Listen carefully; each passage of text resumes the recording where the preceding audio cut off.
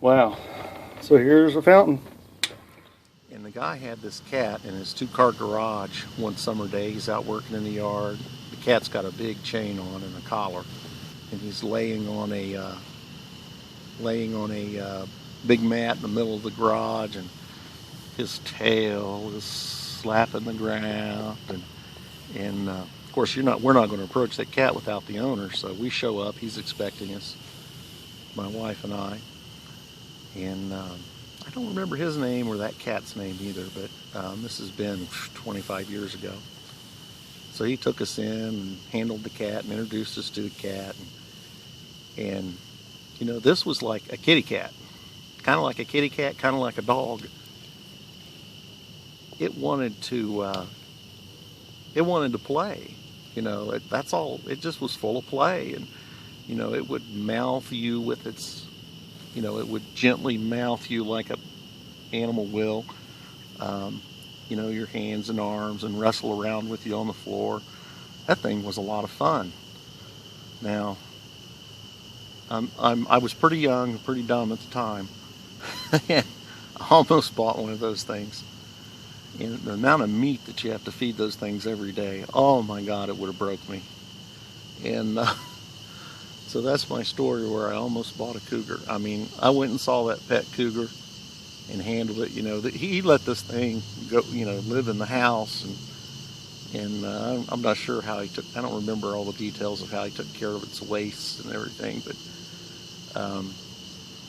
he was a pretty well-to-do guy. He could afford it, and it was just crazy. I didn't see anything when I went to visit that cat. I didn't see anything that told me that I shouldn't get one. But somehow or another, um, my sense of self-preservation, financial self-preservation, took over, and I did not get a $500 pet cougar. Oh man, I'd have been strapped to that thing. An animal like that needs attention every day. It ain't like a regular house cat where you could leave it for 2 or 3 days with a big bowl of water and a big bowl of food. So there's my crazy cougar story. They're really neat animals, and I wouldn't hesitate to handle one again, a tame one. Um, they're really phenomenal. They're beautiful creatures, but I don't want to be a meal for one. Well, I just had my pre-nap. I think I slept from about 9:30 to 10:20. I usually wake up like that. When I woke up, I faxed my wife. Faxed her, hell. When I woke up, I answered a text message from my wife. I said, "Go get Winona canoe. It's better for my feet and heart." And then I asked, "Did that work? Question mark. See y'all in the morning." Well, it's Saturday morning. My get home challenge. I'm urban stealth camping. Patch of woods in Huber Heights, Ohio. And man, I couldn't believe it how late in the night these city dwellers will drive around with music blaring on their cars. And I don't think it woke me up. I just kind of naturally woke up periodically and heard it once in a while. It was as late as 3:30 in the morning. Makes you wonder um, people's upbringing when they do things like that. I think my parents taught me better, thankfully. Anyways, this rope came loose here that holds this pole, and the tent is sagging against me, and the thing is soaking wet inside, so it doesn't have good enough ventilation.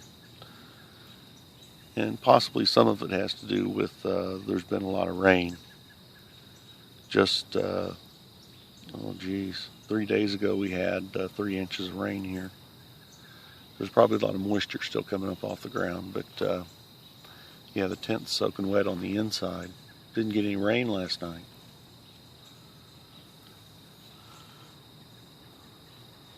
So here in a few minutes I'll have to start getting my shoes on and packing up.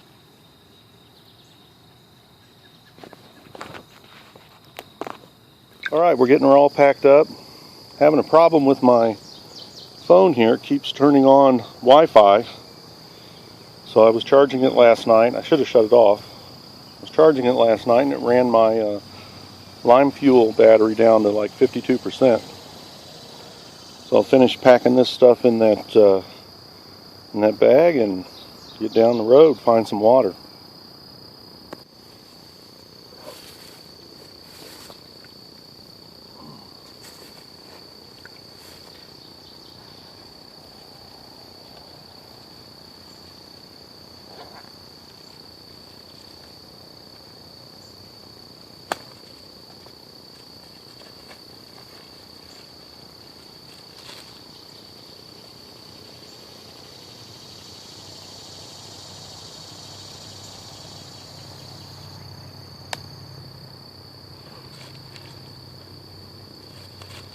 Well, here I am.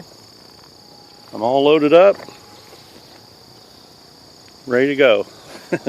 See how far I can make it today. It's looking like I'm not making enough miles per day here, but we'll see. I got a long day today. Well, I'm going to head back up that path, out the way I came. So we're coming out the path here. You can see the electrical boxes up ahead.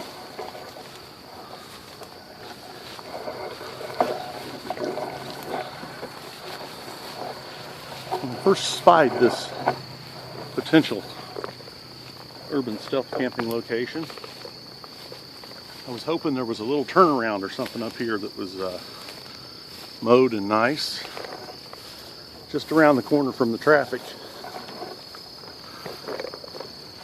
Once I got in here, the more I felt like I should go deeper into this path.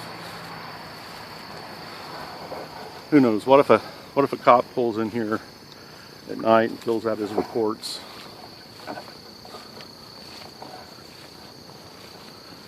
Anything like that could have blown up my trip.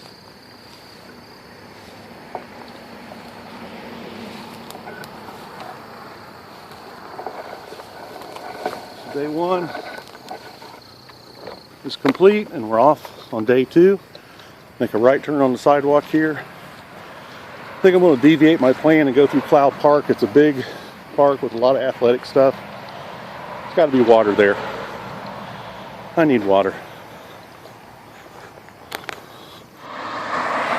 Right there's a house, yard, and I think I was just about due across the street here. About 20 feet on the other side of those trees across the lawn. Entering Cloud Park. This is the tennis and basketball section. And I plan absolutely to find a water fountain and refill my water.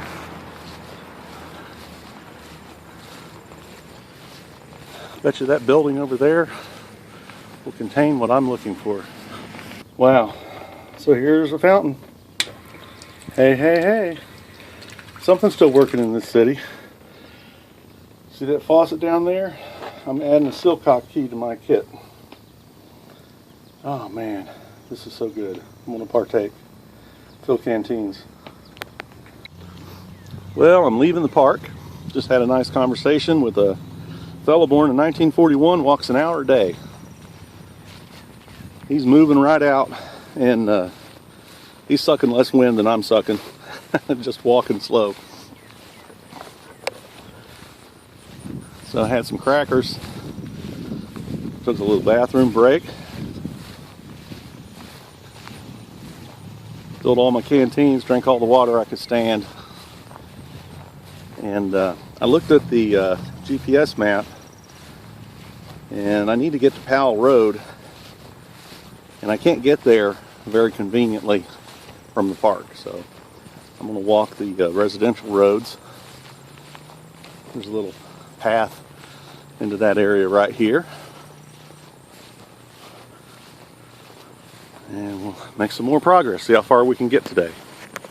Well, we made Kittredge.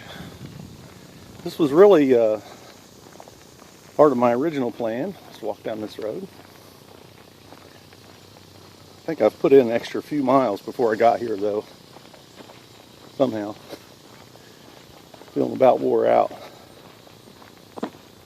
But I'm refreshed this morning. I feel a whole lot better than I felt yesterday evening. This is the world's largest community of brick homes. I don't remember how many thousand are here. When my wife and I got married, she lived in Troy and I lived in Moraine, and this was right in the middle. So this was a good compromise between the families.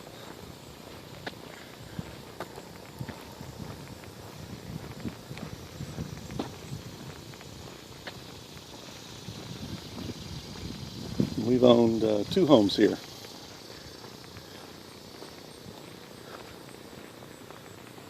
Lots of dead ash trees in Ohio. All those prohibitions for moving firewood, we lost all our ash trees anyways. I look at stuff like that. It's an enforcement opportunity. It's a revenue opportunity. This no moving firewood stuff. You have to figure this emerald ash borer has probably been on this planet as long or longer than man itself. And if he's allowed to spread naturally,